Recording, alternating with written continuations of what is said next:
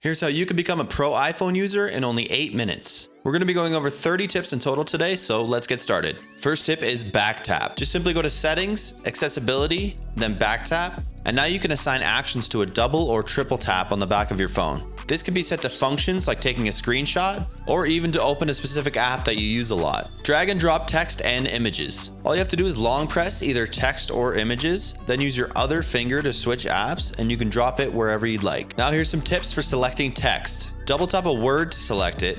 Triple tap a paragraph to select it. Long press the spacebar to turn the keyboard into a trackpad for precise cursor movement. And while holding the spacebar, place a second thumb on the screen and now you can precisely select exactly what you want. This is a really cool and useful trick. Enable one-handed mode. Simply swipe down on the bottom of your phone and you'll be able to reach anything at the top. This is especially handy if you have a Pro Max model. Set custom vibrations. If you go to any contact and then hit edit and then ringtone, you can create a custom vibration for any contact you'd like. This way you know exactly who's calling you before you even pull your phone out of your pocket. See all formatting options at once. Just tap on your screen with 3 fingers and you'll instantly see all of your formatting options. It's really nice to have them all in one place, and you can also potentially paste a little bit faster with this method than holding on and waiting for the paste button to show up. Quickly undo and redo text. Now we all know you can undo by shaking your iPhone.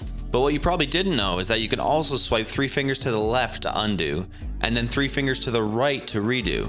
Instantly check your flight status. You can type any flight number right into Safari and it'll give you an instant preview of your flight status. Quickly access Bluetooth and Wi-Fi settings. If you long press the Bluetooth icon in the control center, you can instantly select between your different devices. This can also be done with Wi-Fi. Use Siri to identify what song is playing near you. At any time, you can ask Siri, "What song is this?" and it'll natively boot Shazam and let you know what song is playing in the background. Record video while music is playing off of your iPhone.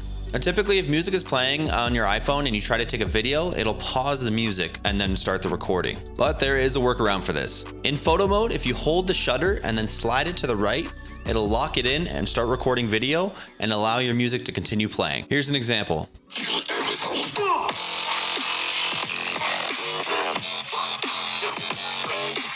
Instantly scroll to the top of any page. Now let's say you're on social media and you've been scrolling for quite some time, and now you want to quickly get back to the top of the page. Well, there's a way to instantly do that. All you have to do is tap the very top of your screen on either side of the notch or dynamic island, and it'll instantly shoot to the very top of the page. Use iPhone as a level. I know this may sound obvious, but trust me, some people don't even know this app exists. If you open up the Measure app and then hit level at the bottom right, you can use your iPhone as a level when you're hanging up a picture in your house or even mounting your TV. Quickly open the camera from the lock screen. Now I know a lot of you probably have the long press camera button on your lock screen, but what a lot of people don't know is you can quickly just swipe to the left and instantly open your camera app. It's for this reason that I typically change the long press camera button icon to something like the timer because I use that way more often, and I don't see the reason in having 2 ways to get to my camera on the lock screen. Reply to specific messages. Long press any message in iMessage and you can reply directly to that message. Stack widgets on your home screen. Drag one widget on top of another to create a scrollable widget stack. I personally love this feature because I use the weather and Google Calendar widgets in a stack and just scroll between them to save a lot more space on my home screen.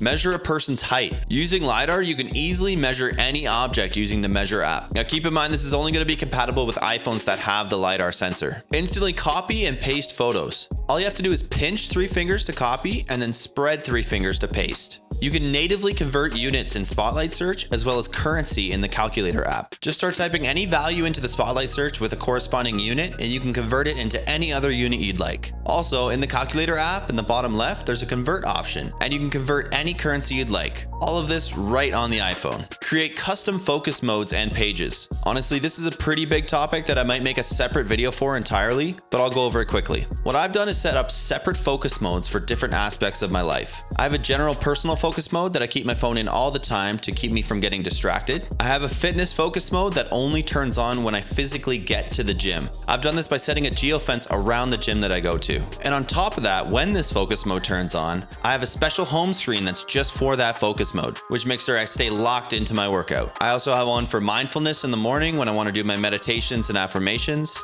I have one for driving, I have one for sleeping, and so on. You can set up as many of these as you'd like. This is a really cool way to switch your mindset and get focused on whatever you're doing in your life. Turn on voiceovers for screen recordings. I'll be honest, I just learned this trick while I was doing research for this video, but honestly, I wish I knew this years ago. You could turn on your microphone at the bottom and do a voiceover while you're doing your screen recording. This can be very useful if you're trying to explain something to someone when you're taking a screen recording. Send handwritten notes in iMessage. If you rotate your iPhone sideways into landscape mode, you can write custom handwritten notes in iMessage. Use Face ID to lock notes. If you open up any note and hit share and then lock note, this will enable Face ID on that note for added security. Lightning fast file transfer between iPhones. I know it sounds a little bit redundant to say, oh, use AirDrop and a cable at the same time, but hear me out. If you plug a cable into 2 iPhones and then try to AirDrop, not only will it be way more reliable because we all know AirDrop just doesn't work a lot of the time, it'll also transfer the files basically instantly. Change your flashlight intensity. If you long press the flashlight icon in your control center, you can adjust the intensity of your flashlight. Not only that, you can also adjust how narrow or wide your flashlight is, which is really neat. I have no idea how they do this, but the developers are literally wizards, so. Use the Compass app to find exact GPS coordinates. If you open up the Compass app, you can see your real-time longitude and latitude. This could be amazing if your car breaks down and you're trying to send exact location details of where you are. Did you know your iPhone has native background sounds built in to help you fall asleep? If you go to settings, accessibility,